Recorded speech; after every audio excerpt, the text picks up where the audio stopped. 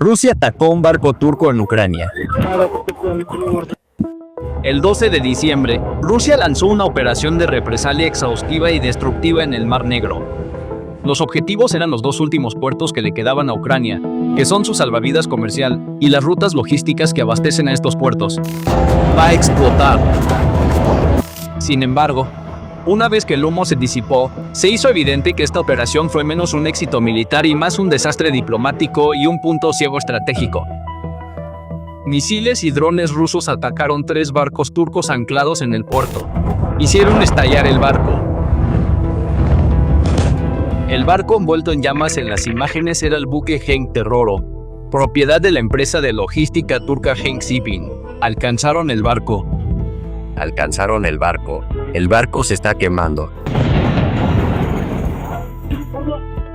Y el momento del ataque fue muy significativo y peligroso.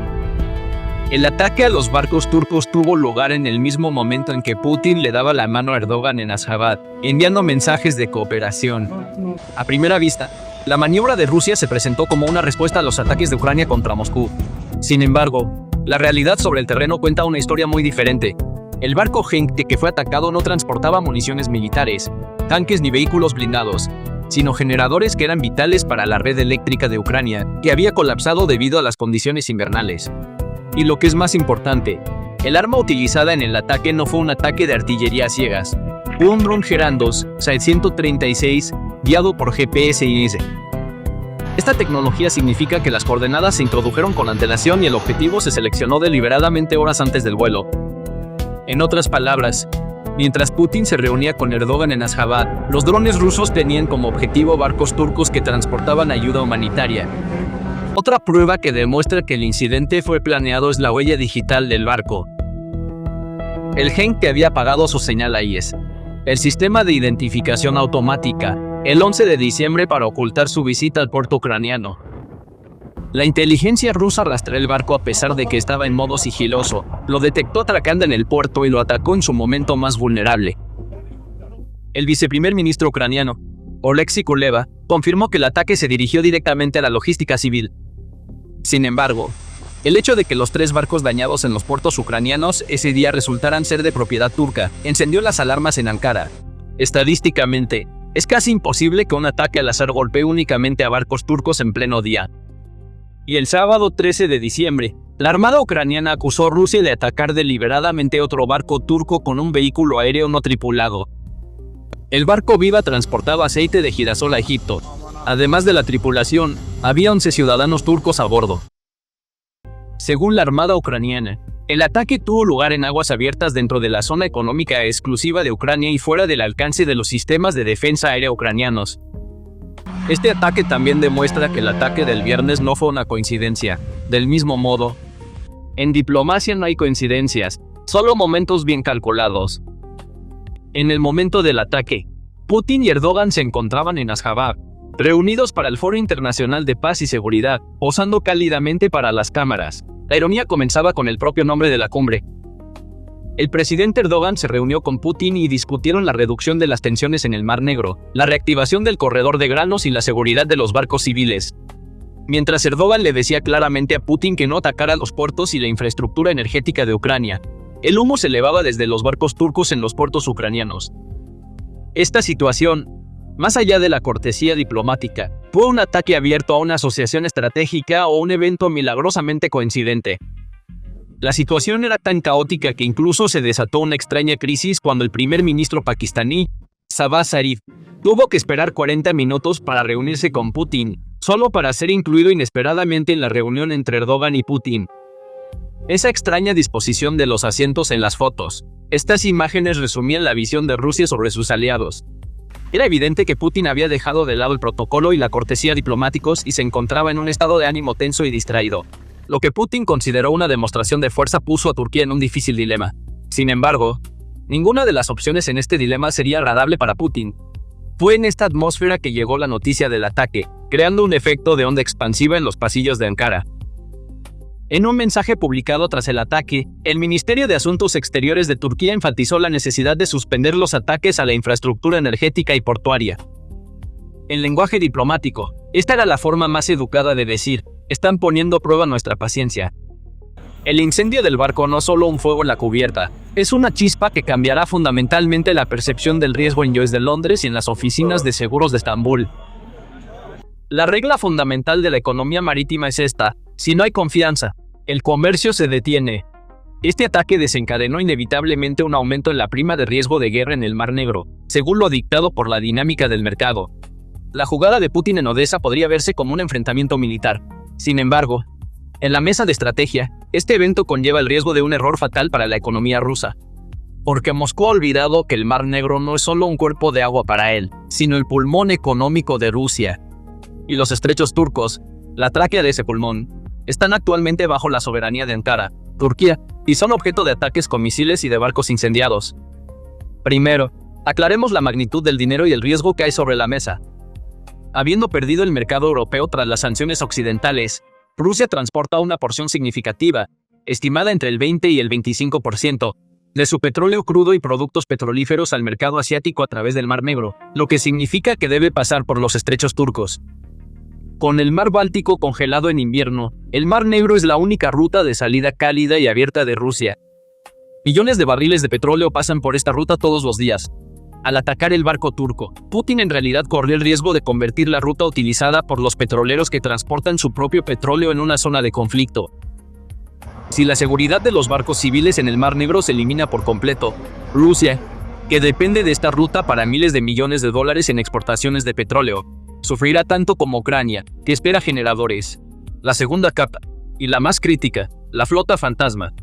Esta flota, compuesta por viejos petroleros con complejas estructuras de propiedad que Rusia utiliza para eludir el tope de precios, siempre ha sido un riesgo para los estrechos. Hasta ahora, Turquía no ha intervenido en el tránsito de acuerdo con el principio de libertad de comercio y los equilibrios de Montreux. Ankara toleró estos riesgos ambientales dentro de un cierto marco para gestionar las tensiones regionales. Sin embargo, el ataque al barco turco el 12 de diciembre es un acontecimiento que pondrá en tela de juicio esta política de tolerancia, porque la ecuación está cambiando. Cuando Rusia se convierte en una amenaza para los barcos turcos, el derecho de Turquía a considerar los barcos vinculados a Rusia que pasan por sus aguas territoriales y el estrecho del Bósforo como un riesgo potencial para la seguridad puede fundamentarse legítimamente en el derecho internacional y los principios de reciprocidad. Entonces, ¿cerrará Turquía los estrechos? Turquía no necesita declarar la guerra para hacer esto. La Convención de Montreux y las regulaciones locales otorgan a Turquía poderes de control por motivos de seguridad de la vida, la propiedad y el medio ambiente. Un escenario potencial que Turquía podría poner sobre la mesa es un control burocrático silencioso pero efectivo. Turquía podría aumentar los protocolos y la frecuencia de las inspecciones para el paso por los estrechos, citando mayores riesgos para la seguridad de la navegación en el Mar Negro tras el ataque de Odessa. Turquía podría exigir garantías de seguro mucho más completas y verificables a los petroleros que pasan por los estrechos contra posibles accidentes. La dificultad de los buques de la flota fantasma para proporcionar un seguro de tan alto nivel significaría una disminución natural o la detención del tránsito. Inspecciones más largas de buques sospechosos o indocumentados frente a Estambul podrían provocar un efecto de parálisis, ralentizando la logística de Rusia y aumentando sus costos. Además, en un entorno donde Ucrania ve a la flota fantasma como un objetivo legítimo, la postura de Turquía será decisiva. El ataque de Rusia a un buque civil turco podría tensar el equilibrio de neutralidad de Ankara. Cualquier respuesta que Turquía dé a la postura agresiva de Rusia a través de canales diplomáticos o burocráticos complicará el tráfico de petroleros rusos en el Mar Negro.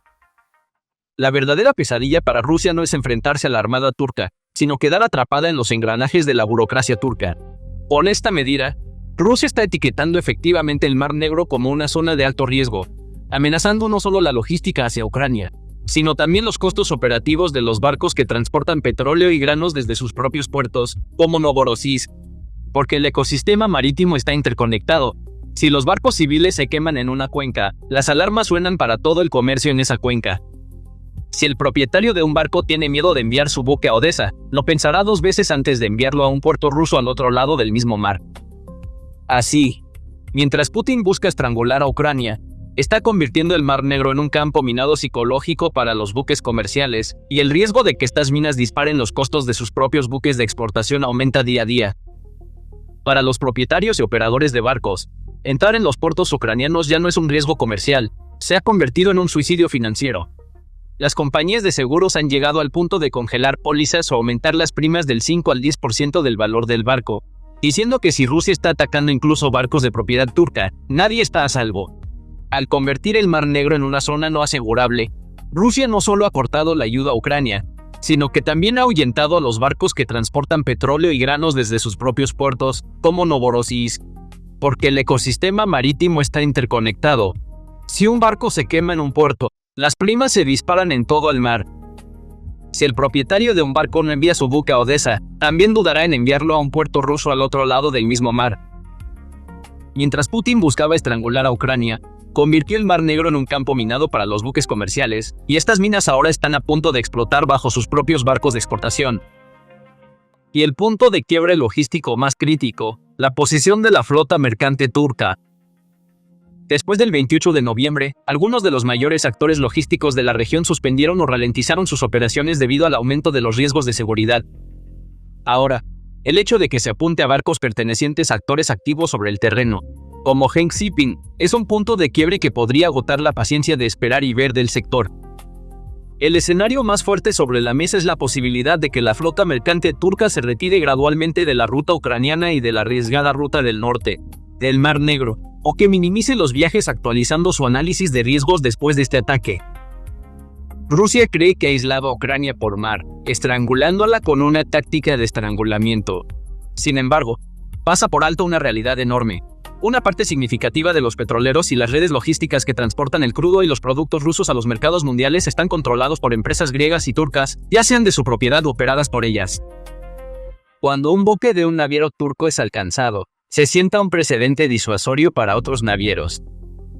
El colapso de un puente logístico por la pérdida de confianza, al igual que dejar tanques en el frente sin combustible, detiene una ofensiva. Tiene el potencial de reducir la capacidad de exportación de Rusia y dejar a Moscú sin divisas al retirar las flotas civiles de la región.